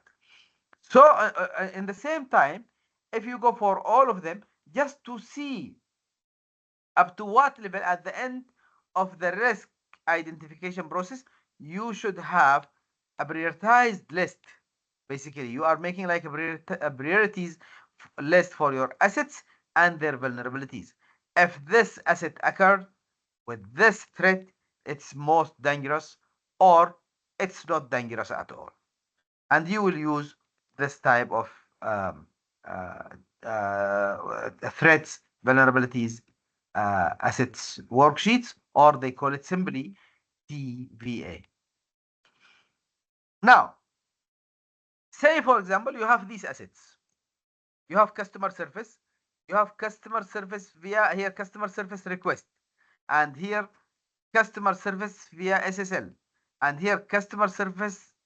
This is for example SSL bound in inbound, and this is inbound, and this for example a customer service request via email, customer service request via email again, customer order via SSL. Which one of these assets are more important for me? If I say, for example, the asset impact or relative values, I will give it this rate, I will give it this rate, I will give it this rate. Now I have to understand these. These are very, critical for me. I mean, they are higher values. So what in this case? If this one, for example, lost the vulnerability email disruption, for example, due to hardware or failures. Yes, it can be. The email can be, for example, I mean, uh, distributed, destroyed for this due to these reasons, the hardware failure, and the vulnerability likelihood, it can be 2%, for example, periodic time or something like that. So I can give it risk rating factor 11, for example. And the others, for example, if I go for this one or this one, I can say it's 100%, 100% assessed impact or relative values, and the vulnerabilities of that it's 0.25, and I can give it like 100%, for example, or I can give it like a 1%, or I can give the other one is 2.5. Now, let's see. Informations, deliverable of informations, assets, classification worksheets. The purpose assembles information about information assets and their impacts, and so on. Give it again a weightage and give it a ranking as well, and go for it. Same thing, it's just like the same sheets, but from the other book for DMZ. And DMZ, which we have discussed it before, it provides extra layer of security. Like in network security, you have like protect like firewalls or something like that. You have then, for example, different types of layers where you secure your informations. Either you secure it from the application layer, what is called end-to-end encryption. You secure it in the transport layer when you add socket programmings, and you add, for example, like a TCP or protocols, or UDP protocols, or you secure it, for example, from network layer by giving the IP, informations for source to destinations that at least we are trying to send from the application layer up. You can use, for example, instead of using um, like HTTP, you can use HTTPS, you know, and so on. So the demilitarized zone, which is the name of this one, it's equipped with its own IP address areas, and demilitarized zone refers to a computer network that used as a buffer zone. First of all, they receive all the informations or the incoming signals, they filter it, then they send it. These networks are separated from one another through strict access rules. And while DMZ are physically located within the same components, they are not directly connected to any device in the local network. They are not. They are totally separate. But they are working like a firewall, which first they filter all the incoming signals and give it like one extra layers before it comes to the computer networks.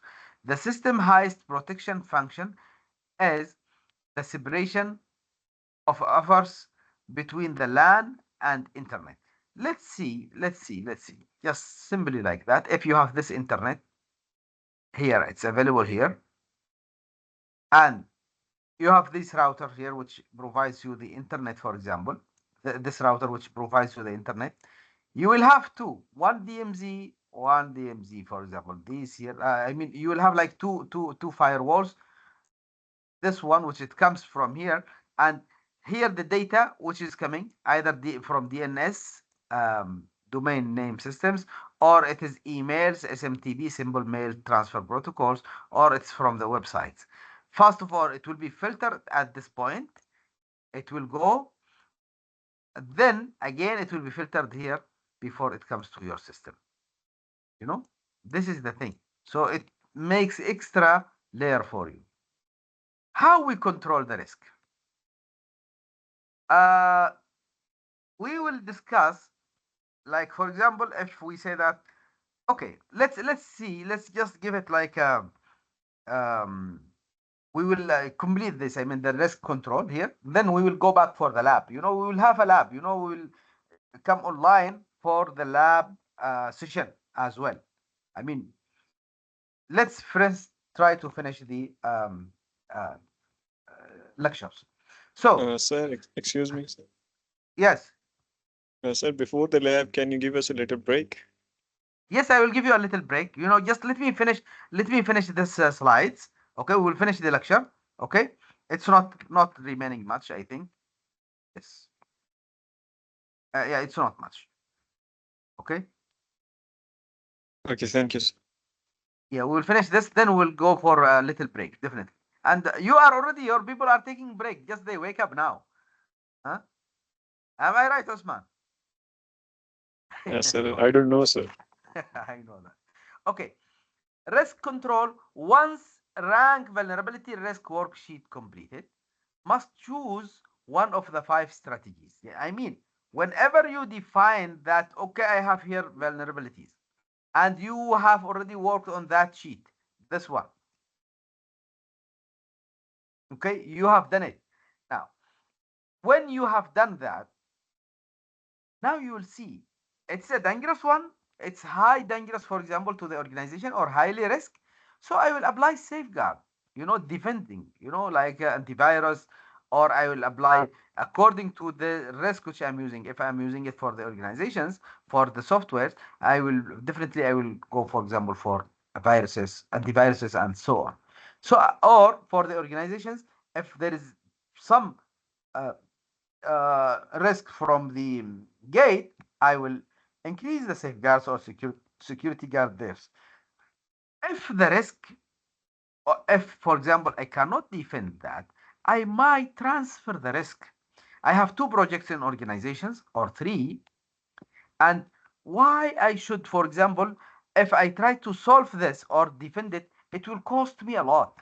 Why I should not let the risk or the attackers focused on my least projects, not on the important one for me. That is called transferring the risks. I will transfer it to another project. Maybe I will transfer it to another organization. Maybe I will ask another organizations what they have done, you know, and I use their experience and just solve it. I use it, then I use to solve my issues here. I will see, I mean, how the people they do. Reduce the impacts or mitigate. If I cannot defend 100%, I can mitigate these, risk. Just reduce their effects so that they will not harm me much. Avoid activities that are too risky.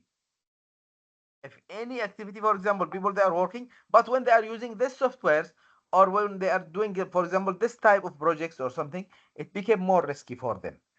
I should just remove this. I mean, terminate this or remove this project from my organizations, or remove this task or assets. Basically, just I have to stop it if it will cause for me issues. So again, this just here the explaining of that. I mean, here I said that defending the risks, defending how I will defend, basically, which we have already explained that attempts to prevent exploitations of the vulnerability, prevent approach accomplished through countering threats, removing assets vulnerabilities, limits assets access, adding protective safeguards. So three common methods of risk avoidance. Either I will apply a new policy so that I will defend my things, or I will train and educate my employees to be more, defensive, or I will apply new technologies. As the same question which I was asking you, which one is important, the camera or security guard? So I will apply a new policy. That policy, I have to, maybe I will change the residence to some secure area. Maybe also I will train my security guards, which they are available there. I'll screen also my IT people who are working, for example, on these cameras. But if it's not well, I can hire another people from good companies, for example, for security, and I buy latest technologies for the cameras. For example, transfer the risk control approach that attempts to shift risks to another assets, process, or organizations. I will see if I can save my important projects. And if there is small projects, for example, or less projects, or it's not important for me, I will try to keep the risks, focus on that. And if I can't, for example, I will see any, for example, process which is important, it's not important for me, and I will transfer the risk from this important process to another one. Or I can send it, I can redirect him by somehow to another organizations, or even I get also the organizations how they are going to help me to solve the issue. I mean, transferring means just I'm using the ways that how to reduce the you know the risks and the attacks which is happen to me. If lacking, organization should hire individuals. But if I couldn't, I will hire then expertise. Means like you will come and who will make the organization, who will make the um, a system for me, the administration. He will make it more secure, and they will look. And definitely, this will cost me money. Or organizations may then transfer risk associated with management. Or I told you like before how I will communicate with other organizations which they face the same issue and how they deal with those risks. Mitigating the risks, if we see here from this one again, if we go back to this one, we said first one it was transfer the risk, second one reduce or mitigate the risk. Mitigate the risk means that either attempting to reduce impact of vulnerability exploitations through planning and preparations approach, including three types of plans. Means I will make to reduce, look here, to reduce and mitigate that risk, I'll make incident response plan. You know, direct all the time. I should have plans with me that which it is, it can be used as a fast recovery, fast recovery. Like, for example, flood has been occurred or something like that. What I should do, people, they have to go with fast response there and they give their relief. Okay, I have done it, IRB, then I will make like a recovery plan for disaster recovery plan, how to recover my business now, which I have been lost, how to recover it. I recover it, how to keep it a continuous. I don't want to just to recover it, then after like 1 year again the flood come and take uh my business from there. No, how to keep a continuity for my business. So for mitigating, I have to make three plans. Incident response plan means fast plan, I have to be there. I have to recover from that disaster which I was in through disaster recovery plan, DRP, and then I have to make business continuity plan, which it is BC. Okay. Now, if I have done these three, if I have done, for example, these, which I said that what? I said transfer, defend, transfer, mitigate. What about acceptance? How I will accept the risk then? Doing nothing to protect vulnerability and accepting the outcome of it is explanation. Means if I cannot do anything with that risk, I have to accept it. Unfortunately, I have to accept it. I cannot do anything. This, for example, this issue here or this weak point or vulnerability in my systems comes every time. So I have to accept this. Valid only when the particular functions, services, information, or assets does not justify cost of protection. Why? Why I will accept this? If, for example, I see I have a small project and that project has been occurred with some, there was a vulnerabilities, and that vulnerabilities, if I want to solve it, it will cost me much. It will be very difficult. What I will do in this case, I will accept it, because if it cost me much for a small project, this is useless. So I have to accept this. Okay, no worries. And all of you, I think, or most of us, we are doing like that by doing the same issue of by doing the same issue of what of we did not buy antivirus or something like that, but we use trails, or we use like cracked one versions, because I'm not ready to buy these types of, for example, antiviruses. And that's what happened. I mean, not only for this, for different paid versions things. So risk uh, habitat describes the degree to which organization is willing to accept risks as trade-off of the expense of applying controls. Now, let's see. Let's see if we say when we come, if we accept that risk, we accept that risk, or we defend it or mitigate it. At the end, just we will terminate, direct the organization to avoid these businesses activities. What we said again, you remember from the beginning what we were saying, that, for example, if we have an issue, if we cannot avoid the activities, what we will do, we will terminate it, especially for small projects, you know, especially for the small projects. We will direct the organization, please stop this, because this is uncontrollable risks. So you can't terminate it if it will cause for us many times issues. So may seek to another alternative mechanisms. Then we have to find another way to solve, to use it, and to save our, organizations or system from any vulnerabilities. So, moreover, now we came to the conclusion. Don't worry, just we're remaining like 3-4 minutes for the conclusion of this, lecture, and we'll come and then we will take a break. Now, selecting a risk control strategies, level of threats, and values of assets play a major role in selecting the strategies. For example, rules of thumbs on strategy selections can be applied when vulnerability exists,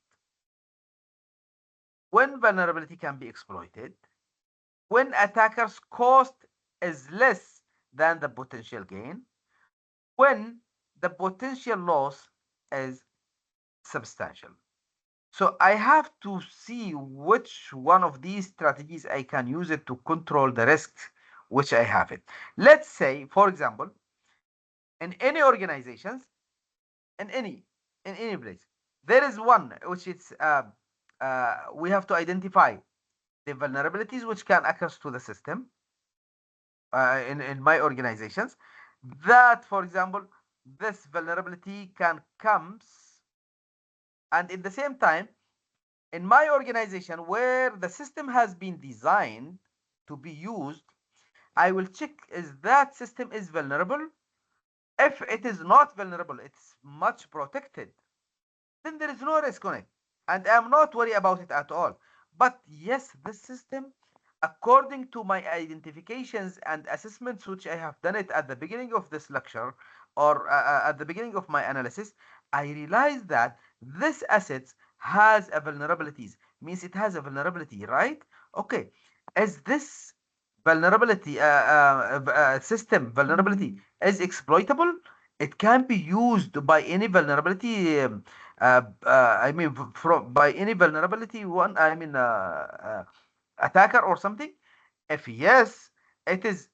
If it's not, it cannot be used as a vulnerable by any, vulnerabilities from which one I have been identified before. Then it's no risk. But if it is yes, it can be exploitable, then I will say, okay, means that I have vulnerability exist in my system. I have a system. That system, during my identification, I realized that there is a vulnerability there. and that vulnerability there, it can be exploited at any time. Here I have to confess, and I say that yes, I have vulnerability in my system. Now when this vulnerability exists, and also the threat which comes from here occurs, both of them, they came now, both of them, the threat and vulnerability exists. What they will cause? They will cause a risk. Risk now will occur in my organization. Now my organization is under the risk. At any time can be attacked. But if it is attacked, so is the attacker's gain more than cost? I mean, if he attacked this program or software or project for me, it will cost me much money, or I mean, or the project itself is most costly. I have to see. Okay, I will apply. I mean, I will use a risk control, or I will apply some mechanisms to there to solve it. But it will cost me or not? If it will cost me, for example, if it will not cost me, risk may be accepted.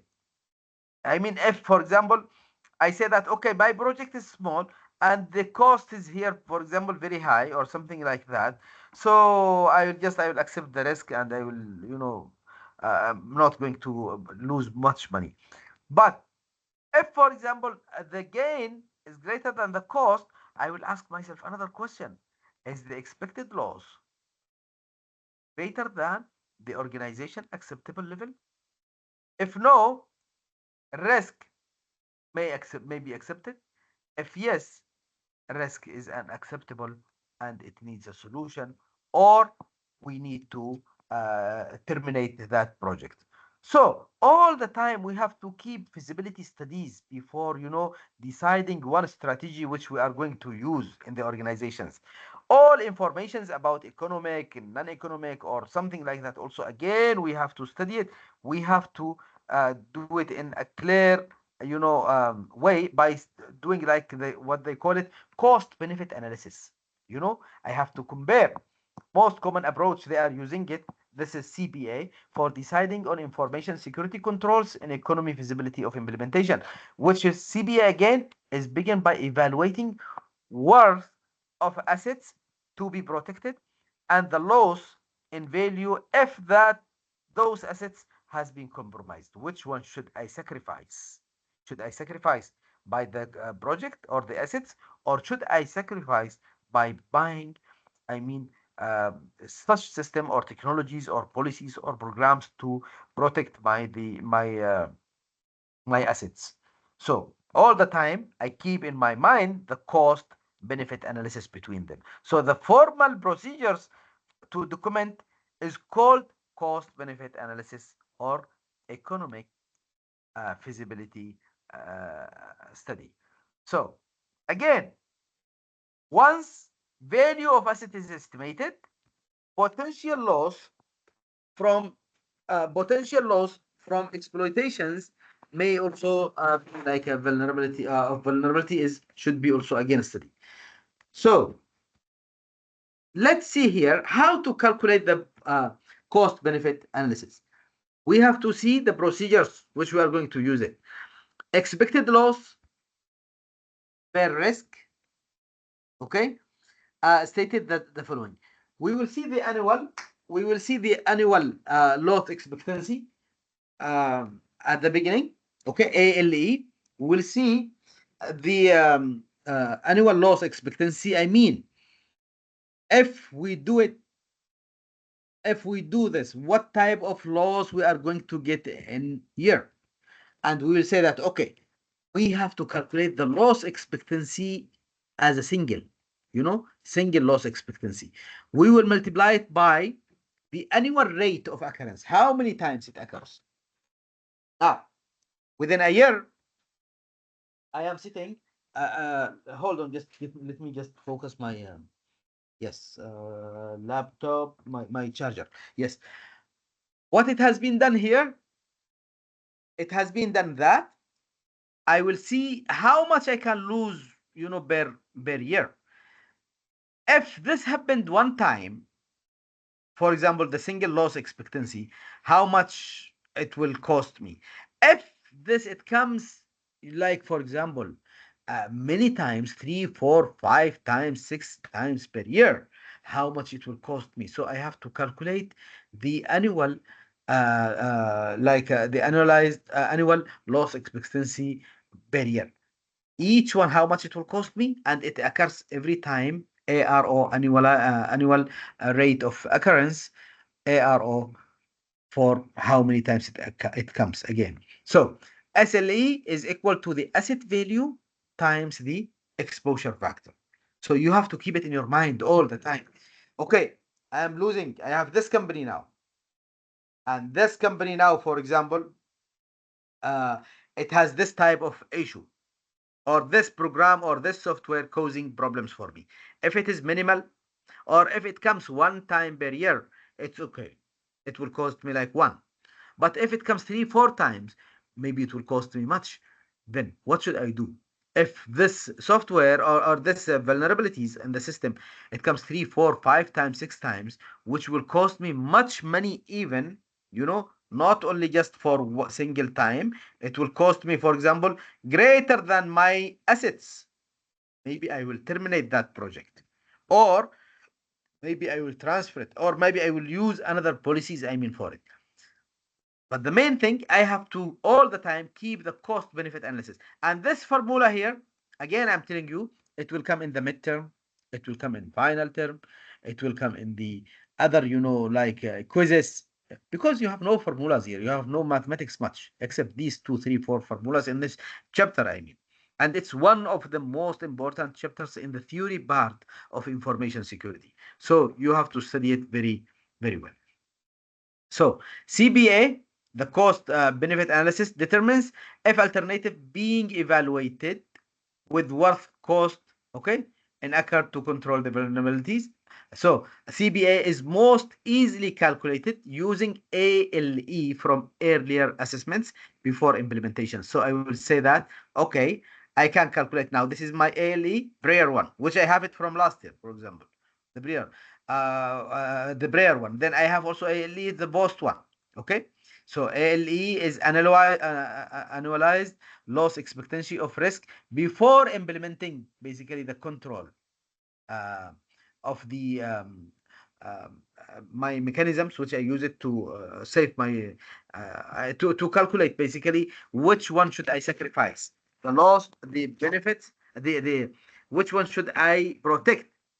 Should I sacrifice my cost, my assets, or should I protect it? I have to calculate again. ALE also post is essential. ALE based on control being in place for a period of time. ACS is the analyzed cost of the safe guards. How much it will cost me if I bring cameras, or if I bring like the uh, uh, what we call it that time, like the safeguards or security in the organizations. So let's see how many slides remains. Okay, we will complete this. It's almost completed. The chapter is completed, done. So we will stop here today, because already we covered like around for 2 hours and 15 minutes. No worries. We will take the attendance now. Should we take the attendance? Zain, are you Yes, available, sir. Zain? Yes, sir. Zain? Zain? Where is CR? Where is CR? CR, Yes, sir. where are you? Huh? Okay, can you take the attendance?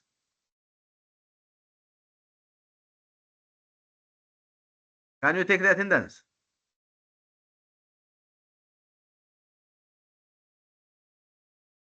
CR. Yes, sir. Okay, let me then call you one by one.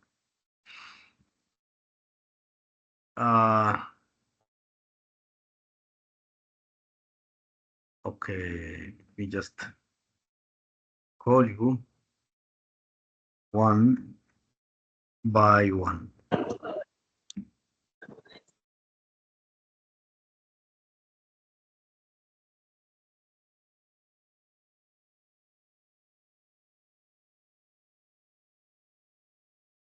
Mm.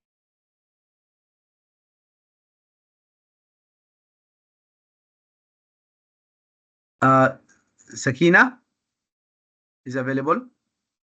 Then Yes, sir. hold on.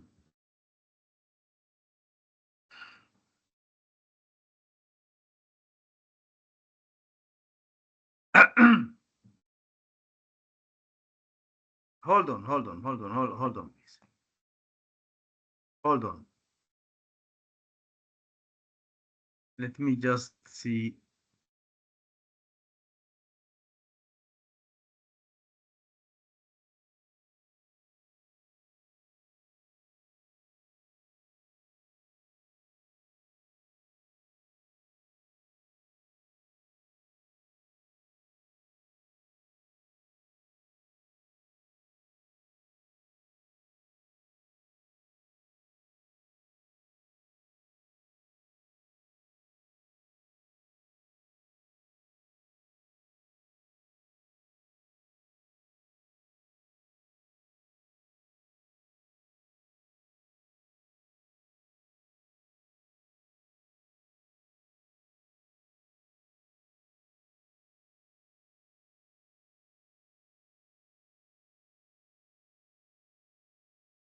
Hello, hello,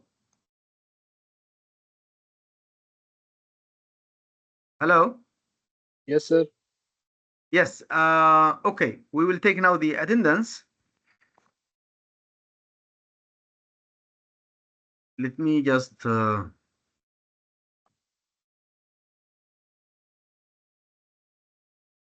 stop the recording and sharing. I think.